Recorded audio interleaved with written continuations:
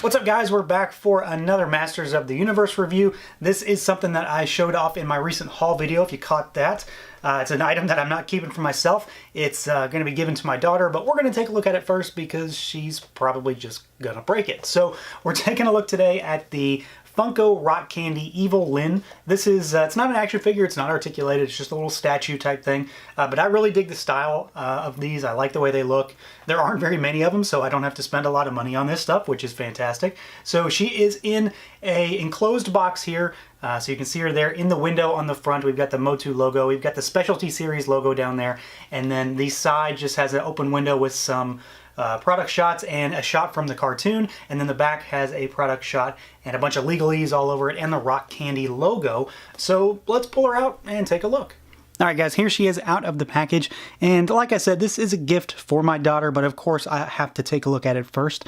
And I do like these things. I think they're pretty interesting. I like the style, at least as far as Masters of the Universe goes. And after this review, if you want to snatch one for yourself, head on over to Big Bad Toy Store. That's where I got mine, and you can get your own. So we're going to take a look at basically just the general look and feel of this thing, because she has no articulation. She doesn't do anything, which is fine. It's just supposed to be a little statue. It's a Funko product, so you don't expect them to really do anything anyway.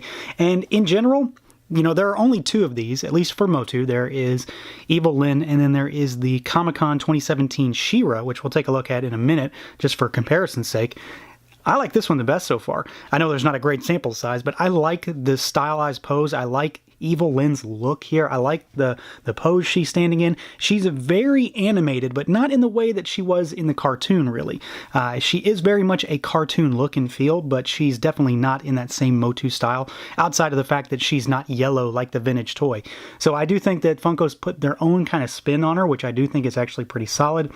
The overall presentation's pretty good. We do have a stand for her because these guys absolutely need them.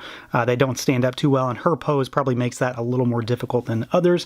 For the most part, I'm pretty happy with quality on this.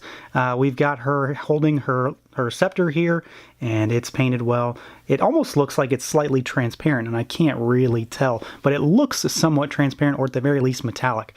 We've got her cape, and it's everything from the back of her mask to her cape is a matte finish. I have a little paint scratch and rub here and there. I think I can get that off though. In general, the rest of the figure, well, statue, looks pretty good. We do have a decent amount of paint applications as far as her outfit goes. It's all the light blue accents, I believe, is what we have painted there. We've got the nice skin tone. Everything matches. The face is printed very, very well on here. Very clean.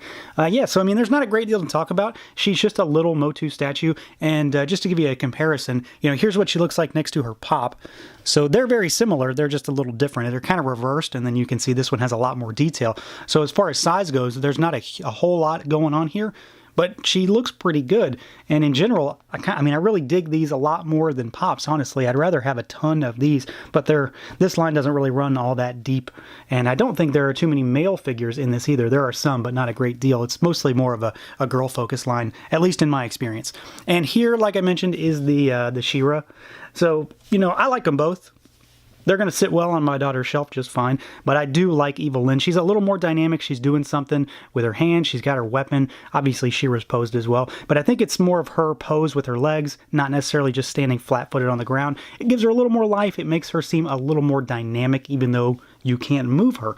So, you know, overall, I think they're pretty cool. They're not expensive. They're really cheap. They're like 12 bucks or something like that. And they're a nice little addition for your Motu shelf. They're well constructed. I don't really have any issues with these figures, and my daughter loves them, and that's pretty much all that matters for me. That's why we got it. So if you are interested in this kind of stuff, I would suggest you take a look at them. It's not a huge investment because there's not many of them, but I do hope that they continue the Motu line, because like I said in my haul video, there are a lot of Motu female characters that I think would lend themselves really well to this style. So that's going to do it for this look at the Funko Rock Candy Evil-Lyn figure. Let me know what you guys think. Feel free to like, comment, subscribe, and share, and until next time.